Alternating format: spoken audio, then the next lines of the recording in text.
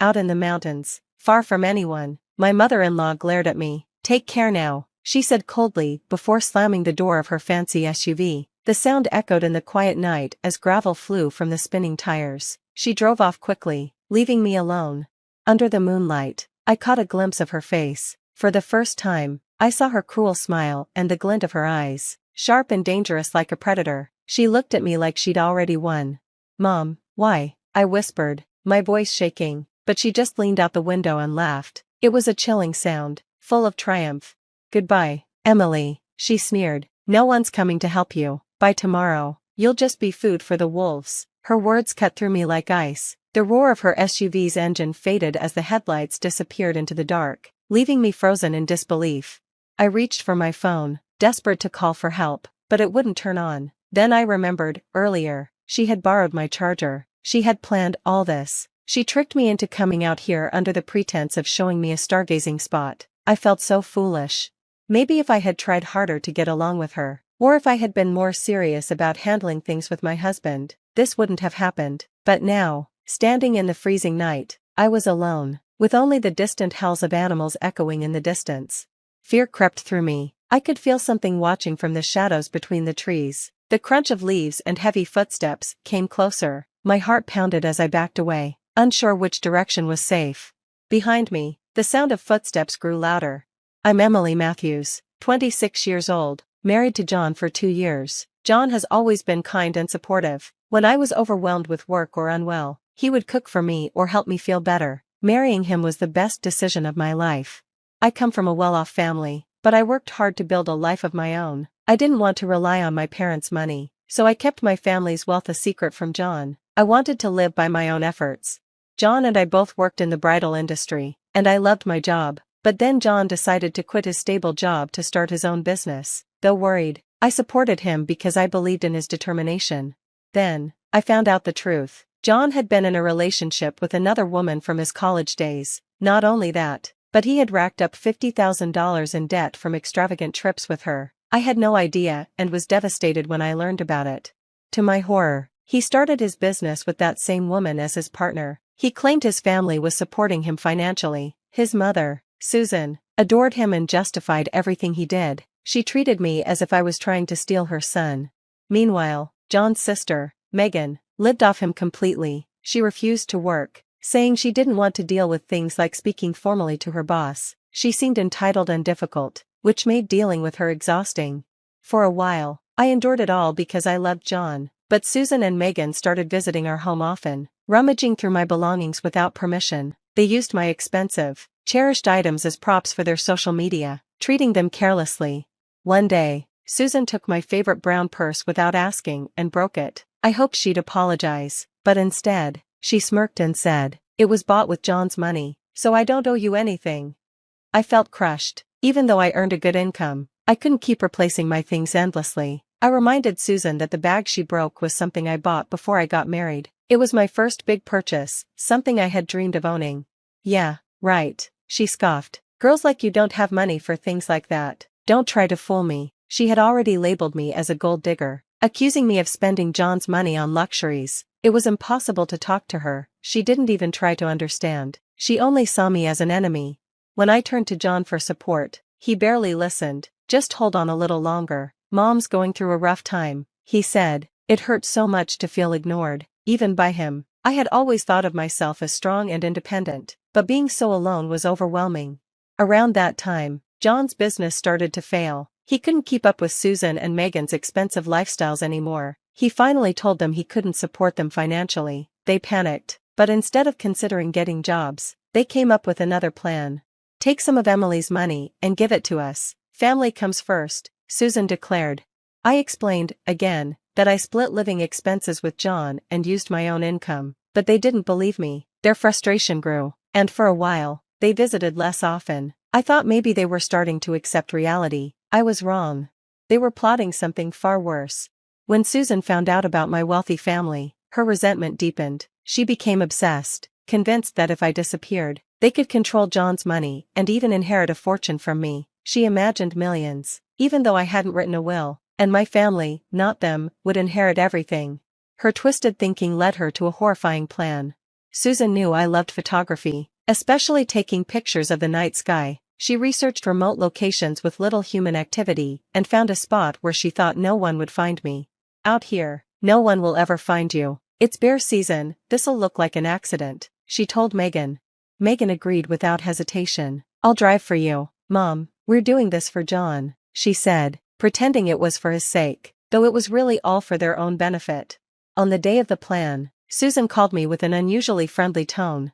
Emily, I know you love stargazing. There's a spot nearby with the most beautiful stars. Want to go? She asked. Feeling hesitant but hopeful, I agreed. They seemed so kind that day, chatting about beauty and fashion, even complimenting my hair. I've always wanted a daughter like you, Susan said warmly. It felt strange, but I wanted to believe they were finally accepting me.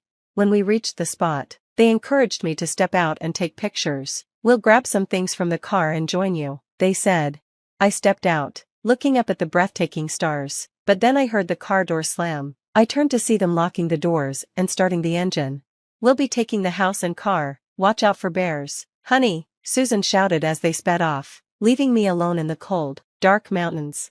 Fear gripped me as I realized I had been abandoned, but I wasn't entirely unprepared. I had a backup plan. Meanwhile, Susan and Megan were celebrating. It's all taken care of, Susan said, grinning. They went out for a fancy dinner, thinking their troubles were over. But when they returned home, their celebration ended in shock. Police cars were waiting in the driveway. Standing beside them was me, calm and unharmed, alongside my father and several officers. What? How are you here? Susan stammered, frozen in disbelief. Megan tried to sneak away, but the police stopped her. I had been rescued thanks to my father's safety measures. Since I was young, he had insisted on tracking my location through GPS and having a backup emergency system. When I realized something was wrong, I activated it. My father, who had access to a private jet, reached me quickly. The clear stargazing spot made it easy for them to land and rescue me. I had also recorded the entire car ride, as my father had advised me to always record suspicious situations. We'll be taking the house and car, watch out for bears. Susan's voice rang out clearly from my phone. The evidence was undeniable. Susan and Megan were arrested on the spot for attempted murder and fraud. Susan fainted, and Megan broke down in hysterics, blaming her mother. John, meanwhile, was exposed for being with his mistress all along. He testified against his family, but it was just another betrayal in a series of heartbreaks. The story became a media sensation. Headlines mocked Susan as the mother-in-law who wanted millions. Details about how Susan and Megan used my belongings for social media clout went viral. John, who had once prided himself on his reputation, now couldn't even leave the house without facing shame. As for Susan and Megan, their disgrace didn't end with their arrests. Someone leaked their phone numbers, and they were bombarded with calls from angry strangers. The next day, all of Susan and Megan's bank accounts were frozen, and everything they owned was seized. Without John's income, they couldn't afford anything. To make matters worse, news about John's mistress spread all over the internet, destroying his reputation completely. The man who had betrayed me had now lost everything, including his dignity. I found out John had been with his mistress since the beginning of our marriage. Remembering the kind things he once did for me now felt like a cruel joke. Why had he married me if he never truly loved me? My heart ached with pain and betrayal, but I resolved to move on. Susan and Megan were evicted from their luxurious apartment and moved into public housing. It didn't take long before their new location was leaked online. Susan became mentally unstable, constantly muttering about how her life was over. Megan, abandoned by her own family, tried to work part-time jobs, but struggled due to a lack of skills and work ethic. Megan even messaged me, asking for help getting a job like mine. Working at weddings and wearing nice clothes sounds fun, she said. I ignored her. The bridal industry wasn't something she could just jump into, and their downfall wasn't my responsibility. Meanwhile, Susan moved into a rundown apartment surrounded by graffiti and decay. As for me, I left the house I'd once shared with John, along with all my possessions, and returned to my parents' home. It felt safer, even though I still carried emotional scars.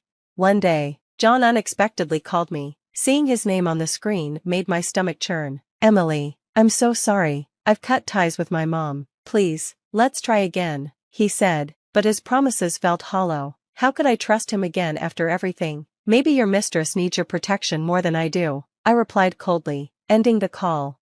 Susan wasn't done yet. Desperate and bitter, She hired a private investigator to dig up dirt on me. When the detective found nothing, Susan latched onto a small detail, my PTSD. She thought she could use it against me.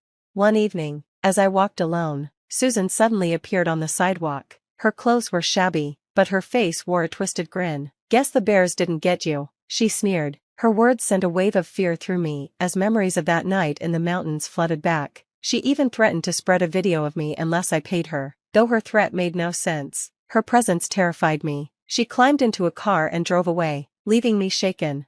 I called my father, who was furious. Using his resources, he discovered evidence of tax evasion and fraud in John's business. When confronted, John had no choice but to admit his guilt. His mistress, Lena, was shocked to learn she was tied to his shady dealings. Their lies and schemes unraveled, leaving them exposed and humiliated.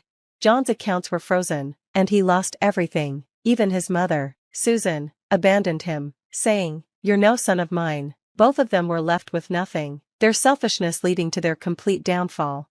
Despite everything, I focused on healing and finding a new purpose. My experience inspired me to help others escape toxic families and rebuild their lives. With my parents' support, I opened a refuge center in the family retreat where I'd once been rescued. It became a safe haven for those who needed a fresh start. I even earned a counseling qualification to guide others through their pain.